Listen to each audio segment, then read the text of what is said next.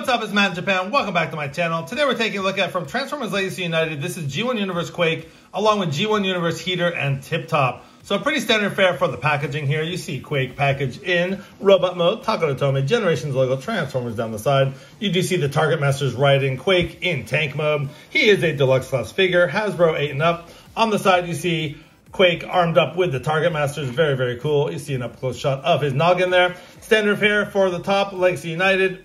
Product info, 40 years of Transformers on the side. Now on the back is where we see our product images for G1 Universe Quake along with the Target Masters. And he converts in 24 steps to his awesome looking tank mode. So yeah, that's about it for G1 Universe Quake along with Heater and Tiptop. So let's get these guys out of the packaging and see what they're all about. Okay, so we're going to take a look at Quake in its tank mode first. This is definitely the weakest of both modes, so just kind of want to get it out of the way and do some comparisons. But yeah, let's take a look at the details. They've actually done some pretty nice sculpt work on this tank mode, especially on the top here, which is very nice, you know, done in the gray plastic, but you do see some really nice molded detail. You see the tank turret done in the same gray plastic with some black paint. There is some nice, you know, molded detail on the treads and things like that on the side here. You know, unfortunately, the treads aren't painted, but they do, you know, go underneath there. And this tank doesn't have any wheels, so how can you have a tank without any wheels? So it doesn't roll. You just kind of push it along. So that's a really missed opportunity. I mean, most Transformers in the tank modes have at least some sort of wheel, so a big missed opportunity there. Like I said, the tank mode is definitely the weakest. It's just kind of a folded up robot mode, and it doesn't look great. I mean, there are parts that look okay like this, but then, you know, you see the Decepticon logo there, but I don't know. It's just definitely a weak tank mode. And I knew from the product images this would be a very weak looking tank mode. The front does not look good at all. Basically just the folded up legs. And yeah, the fact that they didn't paint the treads or there's no wheels, it's just really a missed opportunity. So yeah, it kind of sucks. There is some articulation here. The turret can go up like that, and it can go down, and it can rotate back and forth. It can go actually all the way around. So at least, you know, at least you get some articulation on the tank. And there are places for the Target Masters on here. We'll get to them later. But yeah, I just kind of want to show off the tank for now. But yeah, that's about it in tank mode. Again, no wheels. It doesn't roll. It's really unfortunate. So yeah, I'm going to be doing some comparisons with other better tanks. For example, the G1 Quake. So let's take a quick look at the G1 Quake. I mean, like I said, they did do some things right. They really tried hard to emulate the top of that tank there with the, you know, it's almost identical. I do like the gray on the original, and I do wish they had used a little bit darker plastic. I mean, the OG Quake has done that sort of dark maroon, which just looks really nice against that darker gray. They went with this sort of, I don't know, it's kind of like brick red. It's just too bright.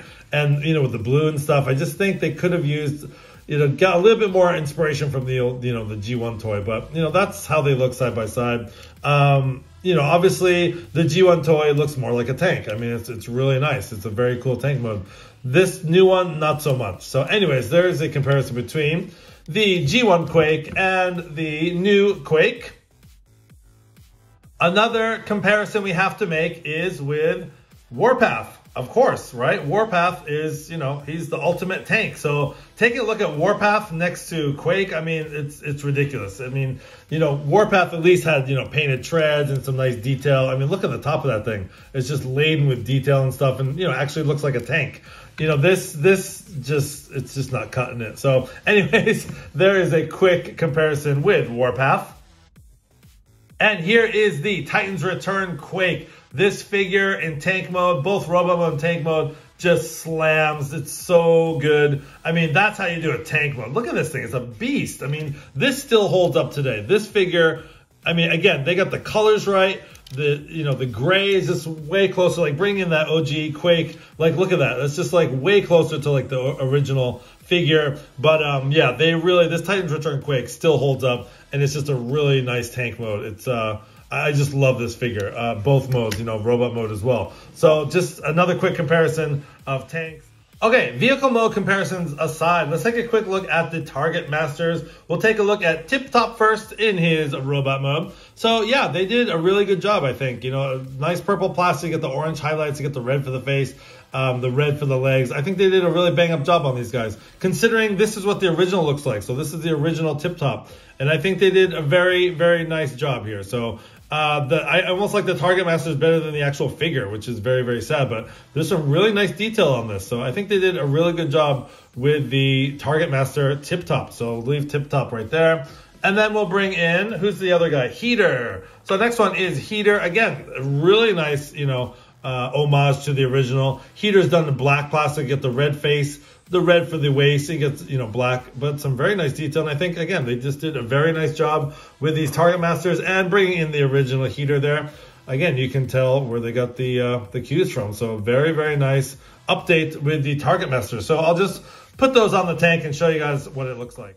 Okay, so here's Quake in the tank mode, all armed up with Heater and Tiptop, and just showing you guys just a closer look. There they are in their gun modes. And, just the barrels just flip over to make the gun. But yeah, they look pretty cool. There are holes on either side here, so you can plug them in on here, or you can plug them on the top, or you can plug them, if you want to sort of pseudo, Evo Fusion gimmick, whatever you want to call it. You can put them on like that, or you can take them off and just plug them in on the sides if you want to have a look like that. And I think actually this looks pretty good. If you put them on the side, it does look a little bit more, I don't know, it just looks a little bit more symmetrical like that. So you can have them sort of in attack mode. So yeah, there's ports on the top and there's ports on the side, and you can stack them up and kind of do whatever you want in tank mode. So yeah, that's about it for tank mode. So let's get this guy into his robot mode. All right, we're going to transform Quake from his tank mode to his robot mode. The transformation is not bad. They do some interesting things, sort of similar to the G1 figure, actually. The transformation is a little bit convoluted. And just to get this out of the way, the plastic feel on this figure is not great. It's kind of thin, a little bit flimsy. I feel like I'm going to break some things here and there. I already had a friction joint just pop right off. So the actual quality control on this figure is not great either. So anyways, let's just get right into it. I'm going to pop this off just to make things easier. This does come separate in the package. So it's, you do have to like put it on in robot mode. And basically what's going to happen is you're going to fold this part up. There is a tab right here that's going to slot into right here. So you're going to just put that in like that. And then that'll just clip on his back. So I'm just going to take that off for now, set that aside, and then look at the transformation. So anyways, on the side, there are little slots right here and here. So you just want to basically untab this whole, kind of take that off there. And this whole assembly will come up like this. So you can see his head right there. So basically just kind of folds in half like that. Next thing you want to do is just pull up his legs. So just get that out of the way. I'm going to just unclip the legs there. And then you want to fold up his waist like that. So basically that hinge, if you see going into tank mode, there's a hinge right there. And that'll allow this whole part to sort of compress into tank mode. So basically we have, that done. We'll do the, we'll do the legs first, because the legs, like I said, is a little bit convoluted, a little bit tricky to do here. So anyways, these parts go over here to form the tank treads there. So you're going to just pull those out like that. And just going to fold those out like that. And the next thing you want to do is take the legs and kind of, let's go like this. You're going to take those and fold them down. And then you kind of want to have the legs out like this so you have some room to work with. All right. So let's take a look at the legs here. Next thing you're going to do is fold these parts down like that. So you should have something that looks like this. So should have something that looks like that. And then you want to take this piece here, which is the foot, if you can see right there. And you're going to take this part and fold that down for some clearance. Now, what I was talking about, I'll put the foot out. So you're going to fold the foot out. This friction tab right there tends to come apart. So going back into robot mode, you want to extend that. There's a pin right there, so we can get a little closer. There's a pin right there, and you want to extend that like that. But this is just a friction tab right here. And I don't know if it's this one or the other one. I had to put some nail polish on it to make it stay. So again, like I said, the quality control on this figure is not great. Once you have that done, you can basically turn the leg around, and then you're going to see this will be the front of the foot. So you have his foot out like that, and then you're going to fold the leg like that, put this over to the side, and then just basically fold up the knee like that. And then this part will just, act as like a sort of a heel spur, and then you can just close the back of the leg. Let's see here, like that. So that'll just kind of clip in like that, and just making sure everything is clipped in. So there you have basically just one leg finished, and we can just, at this point, just fold it down and turn that around. And then you have one leg finished like that. And then the next leg, same thing. Basically just kind of, fold this out, take the foot, put it out like that, fold this, extend that joint right there. I think this was the loose one. I got to be careful here because I don't want it to pop out. I'm not sure if it was that one, but anyways, that friction joint, be very careful. So, and then you're going to fold this part over, close that up, and then this will be the back of the leg, and then that just clips in like that, like so. So everything just kind of fits inside the leg like that. So there you have, let's see, both, actually turn the legs around so you have both legs finished. So now we can basically stand him up, and then these parts will just fold up. Like I said, they kind of act as the heel spurs right there. So that is how the back of the legs look, like that. And let's see, let's focus on the upper torso there. So basically you want to go back here, the arms are folded up, you're going to unclip the arms. They do clip in like that. And then this little pin here, you're going to push that down. Going to tank mode, you want to push that up and then fold in the arms. And then basically this part will hinge. This is actually very clever, kind of similar to the OG Quake. We'll fold that out, and then you're going to turn it like that. And then the chest piece will fold back in there. And then basically just orientate the arms like so. Take out his fist from the back, like this. Get his fists out. Come on, fist. Get out there. There we go. Okay, and then, let's kind of clean him up, and that is Quake in his robot mode. So, and then last but not least, you want to just put this part back on. So there's a peg right there, which will allow this to clip on like so. That is the robot mode for Quake. So let's take a look at the details. So old Quakey boy here is a heavy retool of the Legacy Skull Grain mold, which makes a lot of sense because I remember the plastic on that figure being awful, the tank mode being awful. So I guess that's, kind of where it comes from. So anyways, yeah, let's take a quick look at the details. Now, as far as the head sculpt, I think they did a bang up job on the head sculpt. They definitely got the Quake look down, the gray and the sort of tan paint for the face, the red eyes. The head sculpt is actually really, really well done. I think it's probably the best thing on this figure. You got the backpack there with the sort of silhouette with the barrel there, which is very cool. And you got the blue on the chest with the Decepticon logo there. There's not a whole lot to say about this figure. You got the treads for the legs there. That's not clipped in. You got the black for the feet. I just, I really wish they used darker plastic for the blue and the maroon and the gray. I think if they just darken that blue, like bringing in G1 Quake here, I mean, look at the difference between that sort of dark navy blue and this sort of light kind of royal blue they used.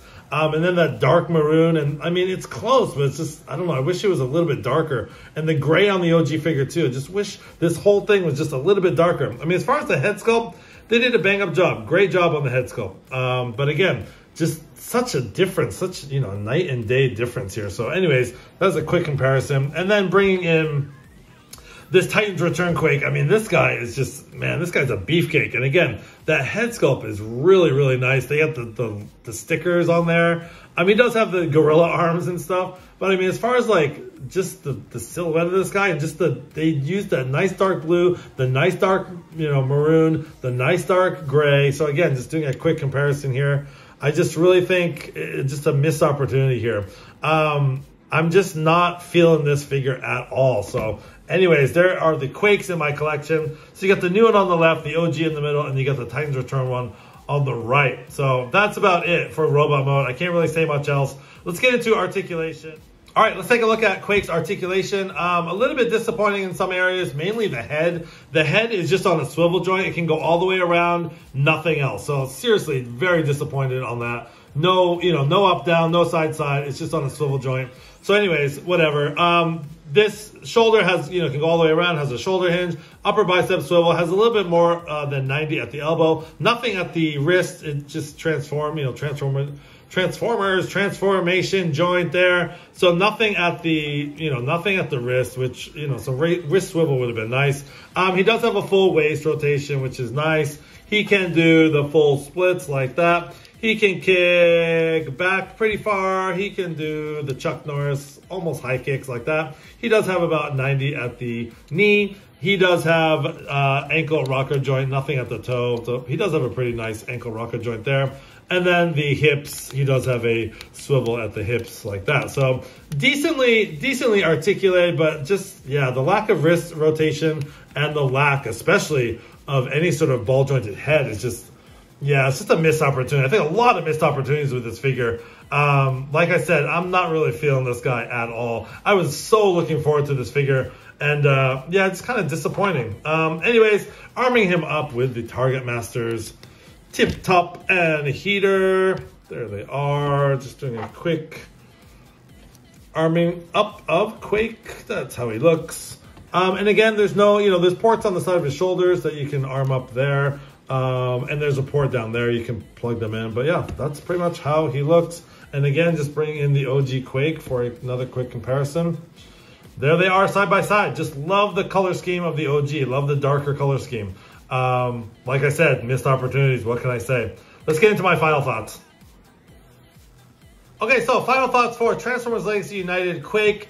It's a mixed bag. I have mixed feelings on this figure.